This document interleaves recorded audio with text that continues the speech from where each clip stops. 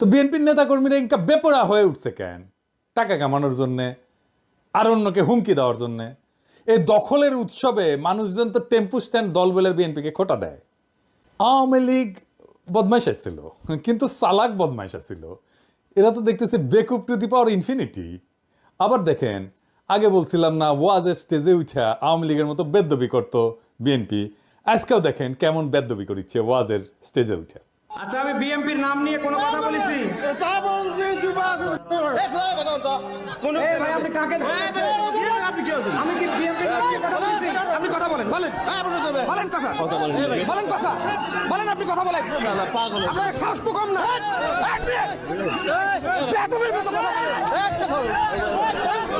এরপরে বেদ্যবি করতে আসলে ধোলাই দিবেন একেবারে। একটা জায়গায় ধোলাই খেলে না সারা বাংলাদেশে সাইজ হয়ে যাবে। সেদিন দেখলাম ঠাকুরগাঁয়ের বিএনপি নেতা বলতেছে মির্জা ফখরুলের সমালোচনা যদি অযৌক্তিক হয় তাহলে বাড়িঘর থাকবে না। শুনেন, যৌক্তিক সমালোচনা করবেন, আমরা আপনাদেরকে বাহাবা দিব, ধন্যবাদ দিব। মিথ্যা সমালোচনা করবেন, আমরা আপনার প্রত্যেকটা মানুষের নৈতিক দায়িত্বের প্রতিবাদ করেন। কাউকে ছাড়ে দেওয়ার সময় নেই। তবে একটা জিনিস, মির্জা আলমগীরকে নিয়ে যে কথা তুলবে, আঙ্গুল তুলবে, বিশেষ করে এই অঞ্চলে ওর বাড়িঘর আমরা রাখবো। এ বেড়ার নাম মতিউর রহমান, ঠাকুরগাঁ সদর উপজেলার বিএনপির নেতা। যৌক্তিক আর অযৌক্তিক কেমনে বুঝবে? কে ঠিক করবে? বিএনপি তো ঠিক করবে। আর অযৌক্তিক হলে বাড়িঘরে হামলা করবে। রাজনীতিতে সমালোচনা থাকবে না? সমালোচনা তো থাকবেই, অযৌক্তিক সমালোচনাও থাকবে। সমালোচনা যদি অযৌক্তিক হয় তাহলে সেটা জনগণ ধরতে পারবে না? অবশ্যই পারবে ধরতে। তাহলে জনগণের উপর সে আস্থা রাখতে পারতেছে না কেন? এরা উপজেলার নেতা, এরা তো শিখে বড় নেতা দেখে, তাই না? আগা হাল যেদিকে যায় পিছা হাল সেদিকেই যায়, তাই না? দেখেন বিএনপির এমপি কি বলে, কি ভাষায়। দেখেন, কিছুদিন আগে হারুনরে ধরেছিলাম না, ঠান্ডা ছিল কিছুদিন, তাও ভয় যায় না এদের। সমস্যাটা কই? মানে ওরা কি বুঝে না? মানে ছোটবেলায় কি আয়োডিন কম খেয়েছিল হারুন, নাকি বেশি খাইছিল? তো বিএনপির নেতাকর্মীরা ইনকা বেপরা হয়ে উঠছে কেন? টাকা কামানোর জন্যে, আর অন্যকে হুমকি দেওয়ার জন্যে। এই দখলের উৎসবে মানুষজন তো টেম্পু স্ট্যান্ড দল বলে বিএনপিকে খোটা দেয়। তো দেখি আসলে ব্যাপারটার মধ্যে কি লুকায় আছে। এর কারণ হইতেছে যে বিএনপির দল চালানোর মতো কোনো একটা আর্থিক ব্যবস্থা নাই। এই যে চাঁদাবাজি আর টেন্ডারবাজির অভিযোগ, তার আসল কারণটা কিন্তু ওইখানে। এই অভিযোগগুলো যে বিএনপি শত্রুরা বাড়ায় বাড়ায় বলতেছে তা কিন্তু না। জামাতের ব্যাপারে চাঁদাবাজির কিন্তু দুই একটা নিউজ হয়, অভিযোগ আসে, কিন্তু এটা বিএনপির মতো ব্যাপক না। কারণ জামাতের দলের একটা ইকোনমি আছে, একটা আর্থিক ব্যবস্থা আছে, তার কর্মীদের পালার মতো। বিএনপির নেতারা টাকা কামায়, কিন্তু টাকার আয়টা তার নিজের। পাচার হয়তো করে না, কিন্তু টাকাটা তার নিজের। এর একটা অংশ তারা হয়তো পার্টিতে চাঁদা দেয়, বড়জোর নির্বাচনের সময় কর্মীদের হাতে কিছু টাকা টাকা দেয়। বছরের বাকি সময় নেতা কর্মীরা কিভাবে চলবে, পরিবারের ভরণ পোষণ কিভাবে হবে, কোরবানি কিভাবে দেবে, বাচ্চাদের 2 দিন চিকেন ফ্রাই কিভাবে খাওয়াবে, সে ব্যাপারে বিএনপির কোনো নজর নাই। বিএনপির কর্মীরা নিম্নবিত্ত পরিবারের ছেলে মেয়ে, তাদের নিয়ে, তাদের ভবিষ্যৎ নিয়ে দলের নেতাদের কোনো চিন্তা আছে বলে মনে হয় না। আছে কি? আপনারাই বলেন, করে চিন্তা না? বিএনপির এই কর্মীরা মাঠ পর্যায়ে, তৃণমূলের কর্মীরা বেশিরভাগই ঘরের খাইয়া বনের মস্তারায়, কিন্তু সেটার তো একটা লিমিট আছে, তাই না? তাইলে দলের নেতাদের উন্নতি, তাদের আয় রোজগার বৃদ্ধি, তার সাথে সাথে কর্মীদের এবং দেশের উন্নতি হওয়ার কথা, তাই না? বিএনপির বেলায় কিন্তু সেটা দেখি না। তো জামাতের বেলায় দেখা যায়, কিন্তু জামাতের বিশাল বিশাল আর্থিক ইনস্টিটিউট তারা তৈরি করতে পারছে। আমরা পরবর্তীতে এটা নিয়ে আলাপ করব। কিন্তু ধরেন বিএনপির ব্যাপারে দেখি, বিএনপির কোনো ইনস্টিটিউট আছে, প্রতিষ্ঠান আছে? ধরেন হাসপাতাল, ডায়াগনস্টিক সেন্টার, ওষুধ কোম্পানি, মানে জামাত যেগুলো করে আর কি, ব্যাংক, গার্মেন্টস, মার্কেট, স্কুল আছে, বিশ্ববিদ্যালয় আছে, টিভি স্টেশন আছে, ব্যাংক আছে, হোটেল আছে, রেস্টুরেন্ট আছে, এমনকি নাটকের দল, গানের দল আছে? নাই। ইকোনমিক, কালচারাল, ইন্টেলেকচুয়াল কোনো অ্যাসেট নাই। সংবাদপত্র আছে, কুরিয়ার সার্ভিস আছে, আইটি ফার্ম আছে, কনসালটেন্সি সার্ভিস আছে, রিসার্চ সেন্টার আছে, থিঙ্ক ট্যাঙ্ক আছে? নাই। কর্মী থেকে বুদ্ধিজীবী পর্যন্ত কোথাও প্রফেশনালি এনগেজ হওয়ার কোনো ব্যবস্থা নাই বিএনপির লোকদের। বিএনপির কয়টা প্রতিষ্ঠান আছে যেখানে তাদের কর্মীরা চাকরি পায়? বিএনপির শক্তিশালী শ্রমিক সংগঠন কোথায়?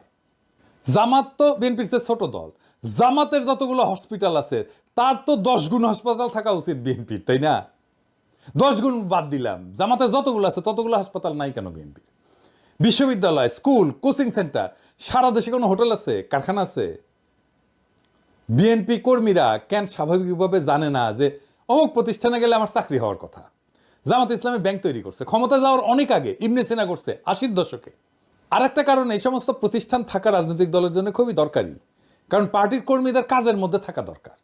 শ্রম না দিয়া বিনা পরিশ্রমে অর্থ উপার্জনের যে মানসিকতা, সেইটা খুবই বিপজ্জনক মানসিকতা, এবং এইটা একসময় করাপ্ট হবেই, তাকে করাপ্ট করে ফেলবে।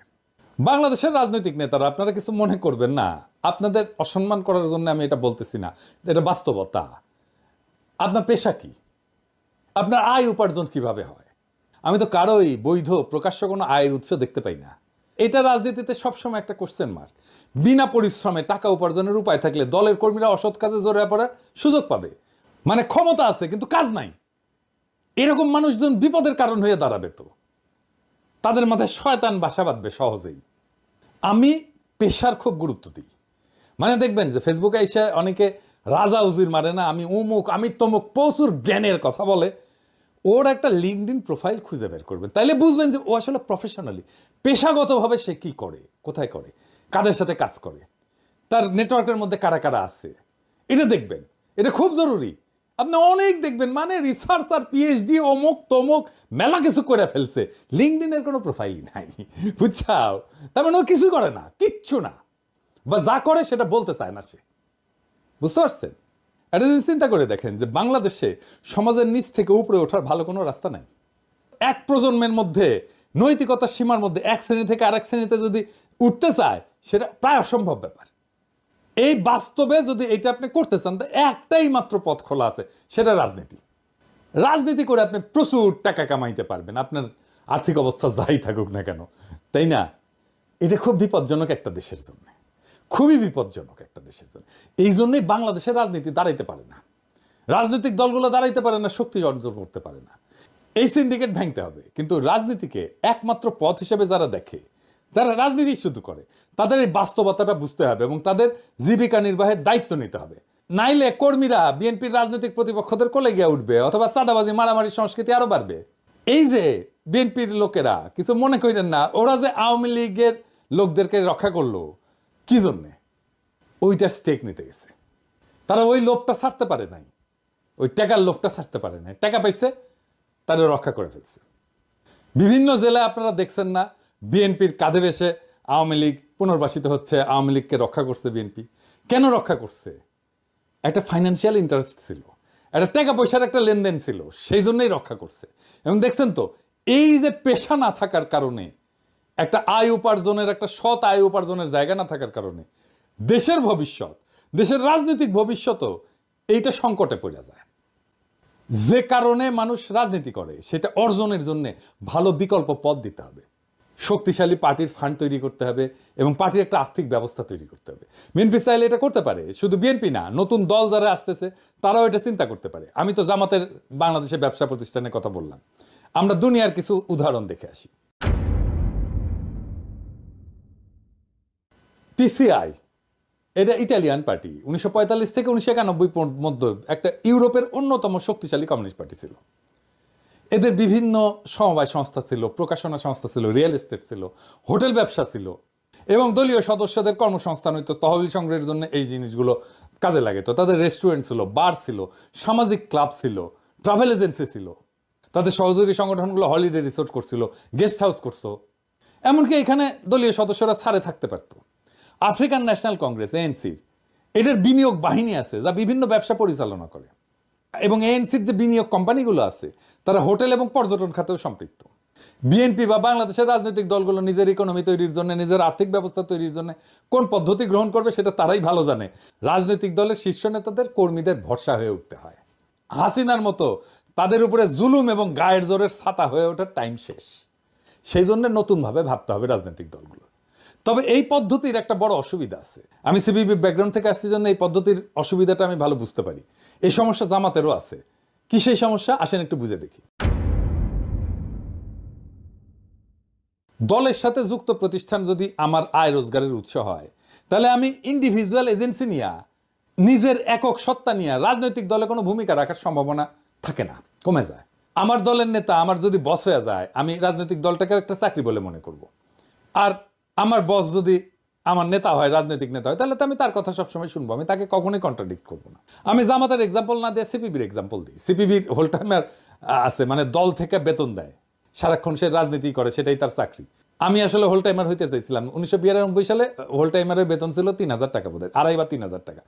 এখন দিবালোক সিংহের একটা মণি সিংহের বেটা, তার একটা প্রতিষ্ঠান আছে দুস্থ স্বাস্থ্য কেন্দ্র, ওইখানে চাকরি করে পার্টির লোকেরা, কমিউনিস্ট পার্টির লোকেরা। দিবালোক সিংহের ওইখানে যে চাকরি করে, সে কি দিবালোক সিংহের মতের বিরুদ্ধে কোনো মত দিতে পারবে? তার বস যেটা বলবে সেটাতে হ্যাঁ হ্যাঁ করে যাবে। তখন এইটা রাজনৈতিক দল থাকে না, ক্লাব হইয়া যায়। আমার অনুমান জামাতেরও এই সমস্যা আছে। এই কারণে দেখেন যে মেজর পলিটিক্যাল মিস্টেক এই দুই দলের বেশি, জামাত আর সিপিবির। বিএনপির আর্থিক অবস্থা দুর্বল থাকলেও তাদের মেজর পলিটিক্যাল মিস্টেক কিন্তু নাই। সম্ভবত এই কারণেই, এটা আমার অনুমান। কারণ দলের সিদ্ধান্ত যারা নেয় তারা তাদের আয় রোজগারের জন্য দলের নেতৃত্বের উপর নির্ভরশীল না। আমার মনে হয় এই আর্থিক ব্যবস্থা করে তোলার ক্ষেত্রে একটা ইনোভেশন আনা যেতে পারে। আমি এটা বিএনপিকে পরামর্শ দিতেছি না, এই ইনোভেশনটা কি হইতে পারে। প্রতিষ্ঠানগুলোর শীর্ষ পদে দলের নেতা থাকবে না, এরা প্রফেশনাল থাকবে, তাতে বেটার, ভালো। কারণ প্রতিষ্ঠানটা ভালো চলবে, প্রফেশনালি চলবে। দলের নেতার অধীনে দলের কোনো কর্মী বা অন্য নেতা থাকবে না। আর একটা পদ্ধতি হতে পারে যে এই প্রতিষ্ঠানগুলোতে চাকরি হবে সাময়িক, ম্যাক্সিমাম 5 বছর, এরপরে তারা অন্য চাকরি খুঁজে নিতে হবে। এখানে সে ট্রেনিং পাইলো, এখানে একটা অভিজ্ঞতা পাইলো, সে দক্ষ হয়ে আর একটা চাকরি খুঁজে নিল। অথবা এইসব প্রতিষ্ঠানে যারা কাজ করবে দীর্ঘমেয়াদে, তারা নীতি নির্ধারণী পর্যায়ে কখনোই যেতে পারবে না। তো এটা ছাড়াও তো সমস্যা আরো অনেক। বিএনপিতে এখন মধুর মাছির আনাগোনা।